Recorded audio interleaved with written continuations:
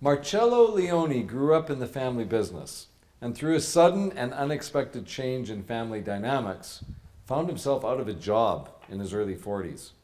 Today, he is the CEO of two successful and high-profile Canadian companies. He's here today to tell us all about his forced conversion to entrepreneurship. You kind of were an entrepreneur to start with, though, Marcello.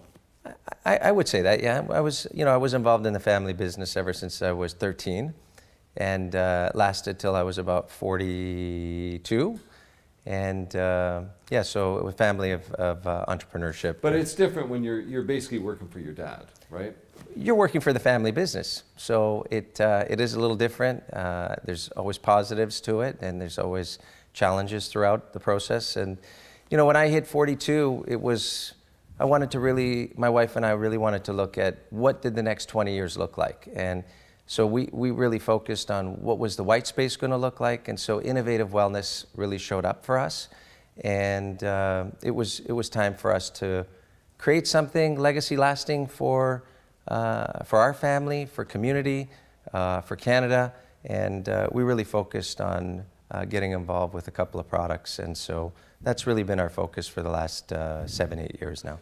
People in Vancouver would know you from your original business, Leone's. Tell us about that.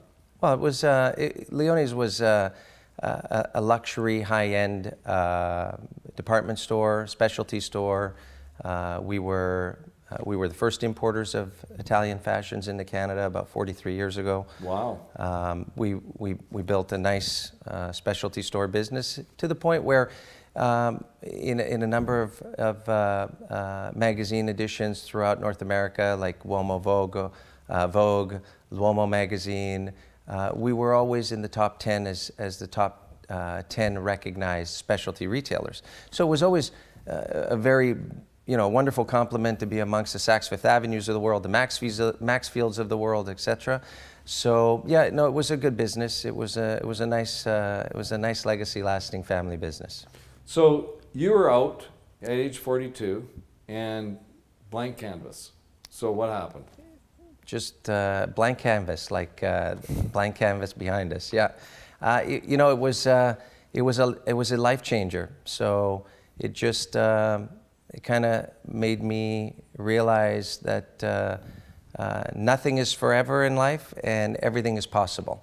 And so it kind of put my wife and I in a situation to look at what the next 30, 40 years would look like for us. And it was a challenging time. And but it was, in hindsight, it was a blessing also. So it was, we continued the journey. We're 7-8 years into the journey, and it was probably the best thing we ever did. So today it's RYU, amazing apparel company. Respect Your Universe, yes. Rolling out across Canada, going into other parts into the U.S., maybe into China, who knows? Right. And also this amazing company, Trace, with this plant-based, mineral-infused black water that is going into 7-Eleven stores across the country, et cetera, et cetera. Right. Smooth ride to success. Right. Right? You pray for that, and but both brands are innovative wellness brands. One in the apparel space, and in the beverage space for us, it was important to align ourselves with a beverage that was a structured water beverage that could offer people an opportunity to naturally revitalize, naturally give yourself a light cleanse, do something good for your body without infusing your bodies with caffeine, synthetics, sugars. So it's very much where I feel we're on curve and we're on point, and they're both Canadian products. So we're proud to be a part of Canada. We employ today, from when I was unemployed at 42 to where we are today. Today it's a good feeling to know that we employ over almost 200 families, and our products are being accepted, and we're getting some interesting requests for our products, and we've had to build those. One thing is you're an entrepreneur and you're building a business or you're building a brand, and those are two different things. But the foundational work that's required to build companies like that is, you know, you may look at ground level number 5 where you're doing X number of sales in both companies, yet the amount of years required in order to set that foundation so that you can actually make that innovation work and you can actually scale. So it's been quite interesting, and we're excited about it. Now, I was kind of joking when I said smooth ride to success. Sure, Because yeah, I of don't course. think, like, I'm an entrepreneur and I've built a few companies, and it always takes longer, and you never realize all the work that's going to go into it. The capital raising alone, I know for you that's been an incredible journey for you. But I'm going to guess that you probably learned more in the past 7 years than you did in the previous 42. You know, that's a good question. I've been asked that a few times. I've learned in the last 7, 8 years definitely different things than when I was in the family business since I was 13 years old. Without that experience that I had, it wouldn't make you appreciate the last 7, 8 years that that I've experienced. But definitely, you learn very quickly as an entrepreneur if you're gonna make it work. Fundraising, leadership, building a culture, building a DNA of a brand, being able to set up the business that you have, scale. There are so many things that you learn today that I've experienced versus being in the family business when, maybe your father or other people in the family were responsible for different things. You know, when you're out and you're starting from scratch, you learn very quickly. So yeah, the learning curve is, you never stop learning. And the buck stops with you. So tell me about a time, either in RYU or in the trace business, where you were scared that, you're maybe not going to make it.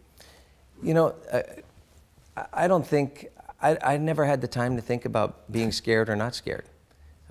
When you start the journey and you have a vision and you want to get to execution, you don't really think about it as being scared. Really, the success comes, I think, for all entrepreneurs, is you either are passionate about something and you really believe in it, and if that vision is correct, and you know that you've got to get compliance, whether it was for our beverage company or that you had to create a DNA that was so unique in the apparel business that could create a niche that could exceed and complement what a Lululemon did or a Nike did or an Adidas did. You have to be able to exist. And so there isn't really a time to be scared. I think that if you were to think about to be scared, you wouldn't even start.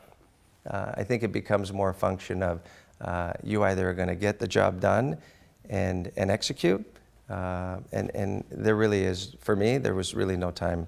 You're right, Randy, it's 24/7. So I really never had a moment to really think about it. So Failure is not an option. Failure is definitely not an option. No, it's not at all. interesting that you've ended up in two spaces that are probably the most competitive. I mean, they're huge marketplaces. But if you think of the water industry or the Sure. beverage industry Sure. and the, fashion apparel industry, Sure. these are two. You mentioned brands. I mean, you're up against Coke, Pepsi, Sure. and Nike and Adidas. Sure. Why? I guess I got lucky to pick that space, yet I think from the perspective of innovation, if you innovate, you're okay. If your objective is to build companies that have no innovation, I don't know how you would compete today. For instance, with respect to your universe, RYU.com, if we did not create urban athletic apparel, which created a niche for us to be able to exist outside of 5 of the other iconic brands in the space that I mentioned earlier, and to be able to own over 22 intellectual properties and patents on our products, it would have been very difficult to compete. On the beverage business, you made a great statement. it's the Coca-Colas of the world. It's really big corporations that exist today. Again, if you can't innovate, I wouldn't even have gone in the space. But being innovative and creating the world's first plant-based beverage, it allowed us to have our space in the beverage industry. So I think the key is if you're not innovating, it's going to be very hard to be able to be in the white space or lead in the white space.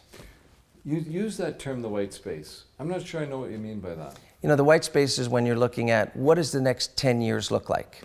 It's almost a clean white space. It's where innovators, entrepreneurs start to look at what's the next 10 years going to be like, or the next 20 years. Are we going to continue to drink sugar-based products? Are we going to continue to eat deep fried foods? Are we going to not go and exercise? 30 years ago, there were much fewer gyms and athletic inclined industries, businesses, and people that actually wanted to just get out on a bike and go for a walk. Today, it's all about health. And so when we look at the white space in the next 20 years, we believe that healthy living is the new luxury. And therefore, if I was to be an entrepreneur and a betting man, I want to make sure that I'm in the space that the majority of the people are going to be going towards. It's great to have you on Biz 101, Marcello, and I want to Thank you, congratulate you on building not one, but two successful companies at the same time. Thanks for being on the show, Marcello. Thank you. Thank you, Randy.